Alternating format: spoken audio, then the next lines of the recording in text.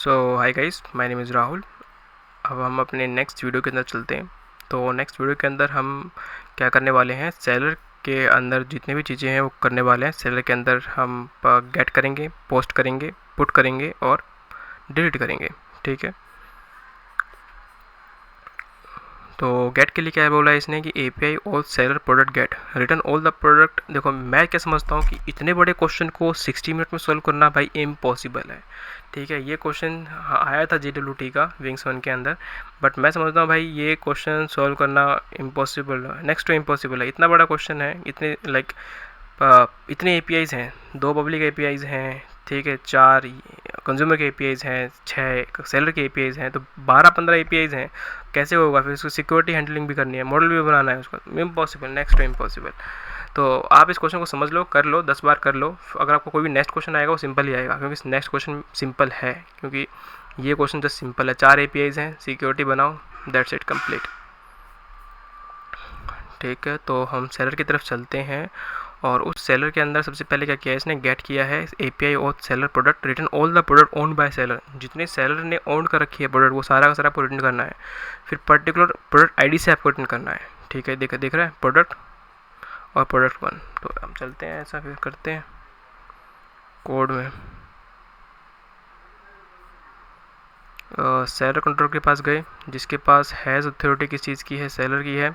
ठीक है, और गेट मैपिंग प्रोडक्ट, सारे के सारे प्रोडक्ट को रिटर्न कर देगा ये। ठीक है, उसके बाद पर्टिकुलर प्रोडक्ट आईडी से लिंक करना है, तो प्रोडक्ट आईडी से ये चीज़ हो जाएगी। तो चलते हैं हम अपने प्रोडक्ट आईडी की तरफ। टक टक टक टक कहाँ पे थे, गेट सेलर। तो सेलर के लिए हमें लॉगिन करना पड़ेगा, क्या चीज़, हमें एप्पल डालना पड़ेगा। एप्पल क्यों डालना पड़ेगा? क्योंकि हमने डीबी में ऐसी ही चीज़ें इनिशियलाइज कर रखी है। ठीक है, ओके, डन। टक टक टक टक, कंट्रोल C, एक बार और कर लेते हैं, पता नहीं हुआ है नहीं हुआ। Control C, then after get seller. तो सेलर वाली चीज़ें हैं ना, ये जो चीज़ें हैं यहाँ से ये चीज़ गए और कंट्रोल V कर दी, यहाँ पे प्रोडक्ट सेंड कर दिया। देखो इसके रिलेटेड सेलर के अंदर जो भी चीज़ें थी वो चीज़ आ गई यहाँ पे। ठीक है, अब ये चीज़ यहाँ से हटाते हैं, हम सेलर वाली चीज़ें डालते हैं। ठीक है, 1 वाला प्रोडक्ट चाहिए भाई, 1 वाला प्रोडक्ट आ गया। अब लेट कंसिडर मेरे को 2 वाला प्रोडक्ट चाहिए। क्या मैंने चीज़ कर रखी है वो चेक करना पड़ेगा। 40 नोट 1, उसको मिला ही नहीं वो चीज़ें। ठीक है, 1, तो ये चीज़ कर रखी है। उसके लिए क्या कर रखा है मैंने, देखो गेट प्रोडक्ट यूज़र नेम, उस यूज़र नेम की प्रोडक्ट रेपो में से फाइंड बाय सेलर जिसकी यूज़र आईडी ये चीज़ है। ठीक है, तो वो चीज़ डाल दी हमने, तो यहाँ से ये चीज़ लगा दिया। आप सेलर की सेलर नेम से भी निकाल सकते हो, सेलर की सेलर आईडी से भी निकाल सकते हो। ओके, मोस्टली ठीक रहेगा कि आप आईडी से ही निकालो। और सेकंड में प्रोडक्ट आईडी से है, तो प्रोडक्ट आईडी में find by seller user ID and जिसकी प्रोडक्ट आईडी ये चीज़ हो, तो वहाँ से मैंने प्रोडक्ट निकाला, ये चीज़ निकाल दी। ठीक है, डन। नेक्स्ट वीडियो के अंदर नेक्स्ट एपीआई के अंदर क्या चीज़ थी, पोस्ट की एपीआई, जिसके अंदर है take a product JSON in a request body and save is to database. Database के अंदर सेव भी करनी है वो चीज़ें। ठीक है, और आपको क्या करना है, रीडायरेक्ट यूआरएल, ये चीज़। ठीक है, ये भी चीज़ आपको बता देता हूँ कैसे करनी है। पोस्ट मैपिंग आया, ठीक है, यूज़र नेम से सर्च किया, सेलर आया। ठीक है, और फिर प्रोडक्ट डॉट सेट सेलर, आपको ये प्रोडक्ट में ये सेलर से सेट कर देना है, उसकी कैटेगरी सेट कर देनी है। ठीक है, और फिर response anti dot create URL का क्या मतलब है कि मैं आपको एक बार हिट करके दिखाता हूँ, फिर आपको समझ में आएगा कि पोस्ट सेलर के पास गए, और पोस्ट सेलर के पास गए, फिर आप पोस्ट पे जाते हो, फिर आप हेडर है, मेरे को ये चीज़ है और ये चीज़ चेंज करनी पड़ेगी, तो कंट्रोल V गया यहाँ पे और हमने सेंड कर दिया। ठीक है, 201 क्रिएटेड। अगर मैं इस पे जाऊँ, हेडर पे जाऊँ, तो यहाँ पे लिखा आ रहा है, देखो क्या क्रिएट हुआ है, इस लोकेशन पे क्रिएट हुआ है। तो ये चीज़ उस चीज़ के लिए थी कि URI डॉट क्रिएट मेरे URI के अंदर दिखाई दे कि ये चीज़ क्रिएट हुई है। ठीक है, तो ये पोस्ट के लिए चीज़ थी।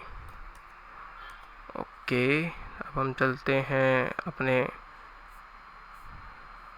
पुट और डिलीट के अंदर। पुट में क्या चीज़ करनी है, ठीक है, product JSON in request body with mandatory product ID होनी चाहिए एंड अपडेट द प्रोडक्ट करना है आपको, ठीक है, सिंपल इसे प्रोडक्ट को अपडेट करना है और डिलीट के लिए प्रोडक्ट आईडी चाहिए इसको, ठीक है।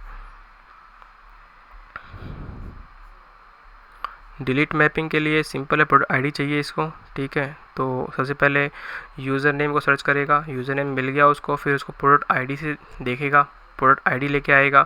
अगर वो प्रोडक्ट आईडी और यूज़र आईडी इक्वल है तो इक्वल नहीं है तो नॉट फाउंड लगा रहा जाएगा। अगर इक्वल है तो फिर हमारे कार्ट में से वो वैल्यू डिलीट करी जाएगी, अपडेट अमाउंट करा जाएगा, ठीक है, जैसे हमने डिलीट कंज्यूमर में किया था तो वैसे ही करेंगे, सिंपल टू सिंपल। और पुट मैपिंग पे भी वैसे ही सिंपल हम करेंगे, ठीक है। तो एक मिनट, मैं आपको एक बार पोस्टमैन से हिट करके दिखा देता हूँ। हिट करके इसलिए दिखा रहा हूँ, मैं आपको ये बताना चाहता हूँ कि सारे के सारे कोड वर्किंग है, ठीक है। आप कोड ले लेना और अपने कंप्यूटर में अपने पर्सनल पीसी के अंदर डिबग करके देख लेना, हर चीज़ें चला के देखना कैसे कौन चीज़ काम कर रही है। फिर भी नहीं समझ में आए तो मेरे को मैसेज कर देना, या तो फिर कमेंट्स में मैसेज कर देना, ओके। तो अब हम चलते हैं पुट की तरफ, ठीक है। पुट में कैटेगरी आईडी 1 ऐड करना है और जिसका हेडर है, ओके, ये चीज़ कंट्रोल V और डन सेंड। 200 को आया हमारे पास, जिसकी बॉडी ये थी, ठीक है। प्रोडक्ट आईडी हमने ये I think category iPhone pro max add कर दिया, पहले प्रो था, ठीक है। अब हम डिलीट करना चाहते हैं। क्या डिलीट करना चाहते हैं हम डिलीट करना चाहते हैं भाई, ये चीज़ थी हमारे पास, कंट्रोल V किया, जिसकी प्रोडक्ट आईडी 2 हो, ठीक है, वो डिलीट करना चाहते हैं। तो जिसकी प्रोडक्ट आईडी 2 थी वो डिलीट हो चुका है।